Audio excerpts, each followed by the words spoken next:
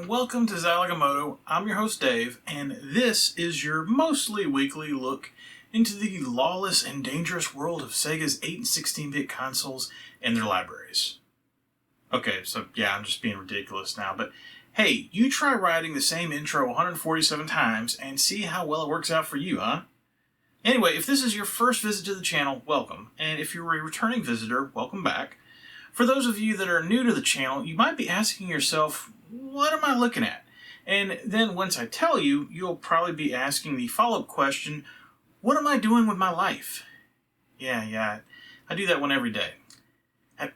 Anyway, to answer that first question, a little over 3 years ago now, I started this channel because I wanted to do more than just collect a bunch of games like they're trading cards. I wanted to really experience going through and playing all these games, and then share that experience with the world. Why did I specifically choose the Master System, Genesis and/or Mega Drive, Sega CD, and 32X to focus on? Well, there's a few reasons, but in the case of the Master System specifically, it's a console that I feel like never got a fair shake in the United States, and to this day, if you want to find anything Master System related in the United States, you have to look very hard, as only the most common games tend to pop up with any regularity. This almost air of mystery to the console, combined with the fact that half of the console's library, including today's game, never made it across the pond, really interests me, as without internet or publications like Retro Gamer, I'd never know any of these games exist. If this deep dive into the libraries interests you, I'd recommend you subscribe, as while I've already covered a lot of titles, there's still a very long way to go, and it helps other people know about the channel. One of the things that happens quite a lot on this channel is that I review games that are parts of the same series. When I do that, I try to work the series chronologically and space the episodes 100 or so, episodes apart, so that it doesn't seem like I'm focusing on any one thing too much.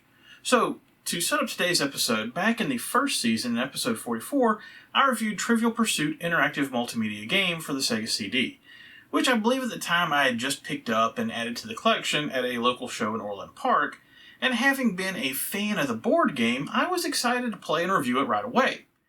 Unfortunately, that excited ended up being a bit misplaced if you go back and watch that episode, but hey, that's why I do the reviews, because I wouldn't have known that otherwise. Sometime after that review, I was looking at the list of Master System games that were still out there that I needed, and I ran across a listing for this Trivial Pursuit Genus Edition. At the time, I had no idea this game existed, as it's one of those PAL exclusives, so if you're wondering why I reviewed the Sega CD Trivial Pursuit game, which came out in December of 1994, before this game, which was released a little over 2 years earlier in September 1992, that's why. As you can probably tell by the difference in titles, both games are more or less unrelated, other than both being based around the classic board game Trivial Pursuit, and in an odd twist, while Trivial Pursuit Genus Edition was exclusive to PAL regions, the aforementioned Sega CD title was exclusive to the United States. Which begs the question, who got the better end of that exclusivity? It might sound like a silly question to compare a Master System title to a Sega CD title, but I'm not so sure. Let's power up that Master System to answer that question, and more, but first, a look at the package. And this is my copy of Trivial Pursuit Genus Edition that just arrived in the mail a few weeks ago. Not a rare title by European Master System standards at all, as I found a lot of people selling it. The question, as always these days, is who to pick it up from, where you won't have to pay more for the game to ship it across than the game itself. But thankfully I was able to work out a bundle with the seller of last week's game, Micro Machines 2, and get them shipped together. This was one of the better conditioned copies out there at the time, but thankfully that didn't really affect the price, as it's simply not a title that goes for a lot of money regardless. If I was being pessimistic, I would take that as a sure sign that the game wasn't very good, but there's also plenty of cases out there where these board and game show video game adaptations are fine. People just don't necessarily want to play a digital version of something that they can experience physically. Looking more at this cover, if you're not familiar with Trivial Pursuit, you might think it's somewhat lame, with it more or less just being a basic blue background with a yellow script logo, and I would agree, but there's a catch. Nowadays, Trivial Pursuit is synonymous with a format for a board game with tons and tons of different editions out there, one of which being that interactive multimedia game that I talked about for the Sega CD. But the original, the OG Trivial Pursuit, was the Genus Edition, and it looks like this. No frills, just a blue background with a gold script logo, and because of that, I'm totally okay with this cover art, as it gets across an image of what the game is supposed to be. No more, no less. As much as I appreciate the front cover for using the classic aesthetics of the board game, when you flip over to the spine, I'm not sure what they were going for here, but this is pretty ugly. I don't know why they couldn't have just used the script font from the front cover, but instead it's just some ugly block yellow letters, similar to the Tengen releases on the Genesis. It certainly will stand out on your shelf, I suppose. Flipping over the back, and this looks like it has potential. On the left, there's 4 decent quality screenshots, with each showing a very different scene from the game, which is exactly what you want to sell the game. I'm certainly impressed. I didn't expect the game to look so good, so I'm hopeful that once I want to start playing this, the level of quality holds up, especially since, and I know that it's not directly related, but one of my main complaints about the Sega CD Trivial Pursuit title was that it looked somewhat poor for being a Sega CD title, especially for releasing in late 1994. Over to the right is flavor text for each of the 4 languages that were listed on the front cover. Nothing special, and actually looking pretty clean compared to other PAL multi-language releases. Opening up the box, and there's a crisp-looking manual, and a white label cartridge that is probably going to look very unusual if you're used to North American Master System releases. But white labels were pretty common for third-party games in Europe, and I've seen a few in past videos. The manual is pretty skinny for a PAL manual, but as you can see, it does at least have columns for each of the 4 languages supported by the game. Nothing special to see here, the game is explained well, but there's a bare minimum of graphics and screenshots, which keeps things brief and explains the relatively small size. Okay, that's the package. Let's get to some gameplay and see if Domark was up to the task of producing a solid version of Trivial Pursuit. Just a bit of Trivial Pursuit trivia to get things started. I mentioned earlier that the first version of Trivial Pursuit was the Genus Edition that this game is based off of. That version was released in 1981, and it's coincidentally the version that I grew up with, so I clearly remember that blue and gold box, and my mom probably still has it at her house somewhere. Now, of course, it was far too hard for me when I would hear it being played at family gatherings, but I do remember vividly one time when the answer to a question was Peter Parker, and I lost my shit as only a 6-year-old would because I actually knew the answer to one of the questions. The adults weren't too happy about me screaming out the answer, but I certainly didn't care at the time. As I got older, I got an appreciation for game shows that were trivia-based, like Jeopardy or Hollywood Squares, and prior to 2019, I was a pretty regular bar trivia player that won his share of gift certificates when other tables weren't cheating on their phones. But I think it all goes back to that blue box, and I think that affinity for Trivial Pursuit is probably a large part of why I was somewhat disappointed in the Sega CD release. One thing I should probably mention is that the game using the Genus Edition branding is a little bit of a misnomer if you're expecting questions directly from that original card set. In and of itself, I'm not exactly sure what the original board game designers were going for when naming that first version of the game, Genus Edition, but I suppose maybe it was some sort of inside trivia joke with genus meaning something similar to family in Latin. I know personally as a kid I always assumed it was just a version of genius due to how hard some of the questions were. Regardless, the name stuck, and over the years there have been 4 more Genus editions released of the game to go along with the dozens of various topic-centric versions of the game, with things like the Beatles edition, Disney edition, Lord of the Rings, Star Wars, etc. There are even versions of the game that target specific areas outside the United States, with United Kingdom and Canadian releases as well. The reason why I mention this is, while I wasn't too surprised that the question base in the video game wasn't directly based on that original game, I was slightly thrown as to what was included. To be clear, one of the issues with trivia games is that sometimes the questions in games are based on current events or the current state of the world, which leads to an issue I'll discuss in a minute. So having said that, I was totally expecting the questions to be in a similar format from the original game, with updates made to reflect that the game was released in 1992 rather than 1981. And that's more or less what was provided, with the game still centering around a question base that focuses on 6 categories: geography, blue; entertainment, pink; history, yellow; art and literature, brown; science and nature, green; and finally sports and leisure, orange. Where I got thrown is the fact that rather than the original Genus Edition of the board game being focused on the United States, this version of the game is clearly focused on the United Kingdom. And that's totally fine. I have no real complaints about that, especially since the game was an exclusive release for PAL regions. I just wasn't expecting it, because while there are plenty of other releases of the board game that are UK-centric, the Genus Edition isn't one of those, at least based on my research. And this seems to have been a case of Domark using the name as branding more than anything else. Again, I have no real complaints about any of this, but I figured I would mention it for any Trivial Pursuit fans out there that would happen to catch this video. Having said all that, if you are a Yank like me, this will put a damper on playing the game, to some extent. For the most part, the questions chosen I feel were fair and reflective of the expected difficulty for an average game of Trivial Pursuit. However, certain categories, especially sports and leisure, which is usually one of my strengths in the American version of the game, is now a minefield. Questions about soccer and cricket abound, which is great for European players, but let's be real, no one on this side of the Atlantic knows anything about those sports, especially when it's something seemingly obscure like, what sport has a headquarters based at 16 Lancaster Gate, London W2, or what is the confusing name of Derby County's soccer ground, which has the double whammy of not being accurate anymore due to Derby County changing stadiums in 1997. And the UK-focused questions aren't limited to just sports and leisure, and you'll occasionally get a question like, what strait does Caernarvon overlook in geography?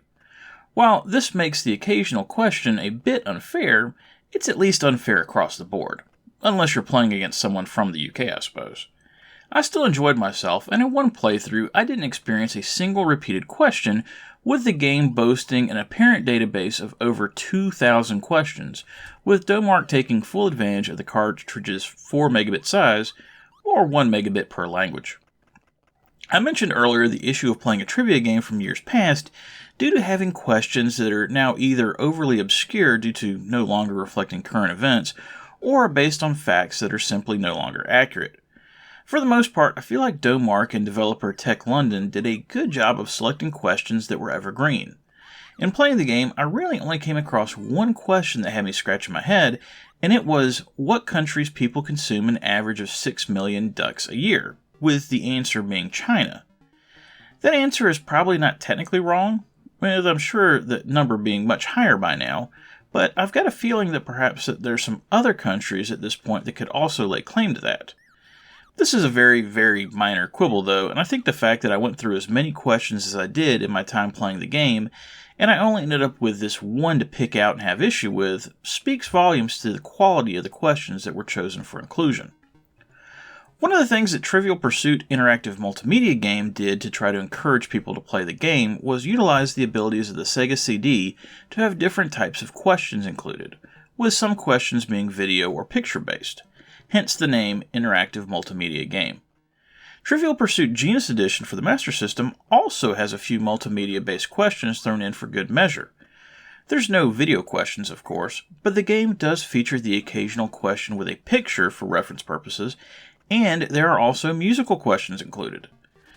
The musical questions contain an 8-bit instrumental version of whatever song is being referenced in the question, and it's not 100% necessary to be able to pick out the real-life song from that sample, but I think it's a really nice touch to include that in the game, and like the picture questions, serves as a way to break up the monotony of question after question, and gives you a reason to play a digital version of Trivial Pursuit instead of the board game.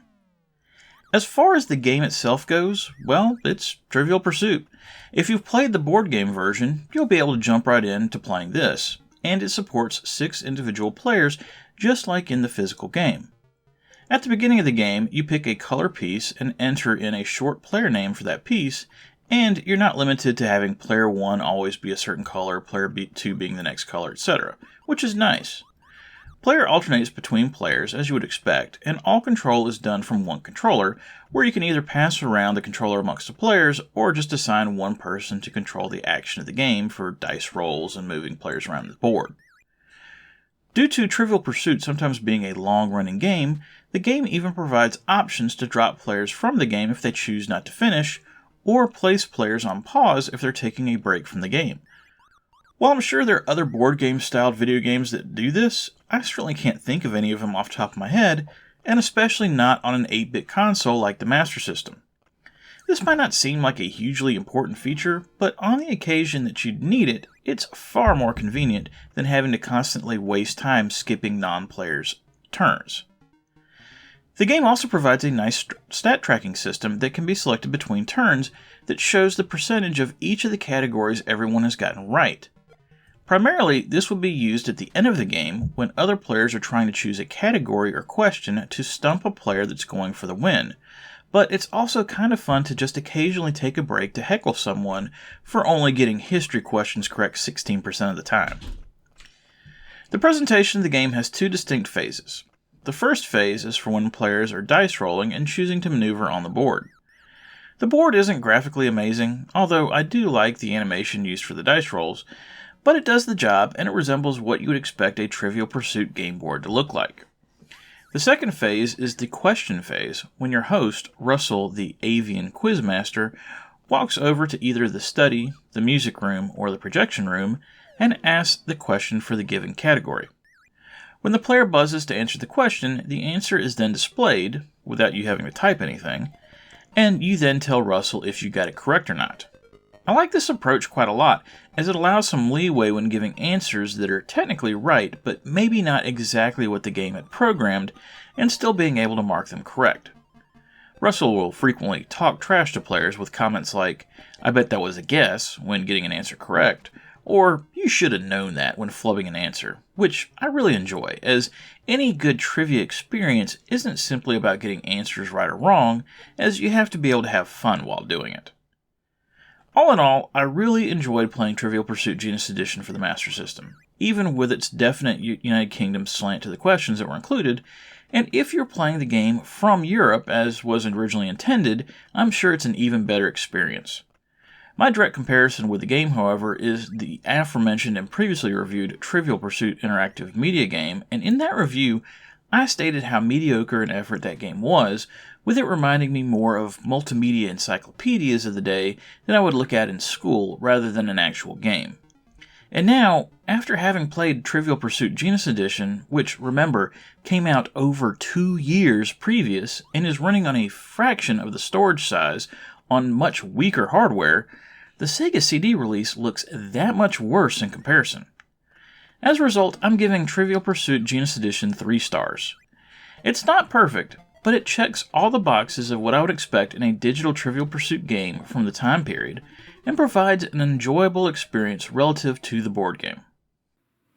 Okay, that was Trivial Pursuit Genus Edition for the Master System, and while this game is certainly not going to be for everyone, if you're in the game's key demographic, so to speak, I think you'll enjoy the experience very much, and probably be able to have some 8-bit fun with your friends that might not necessarily be the video game type.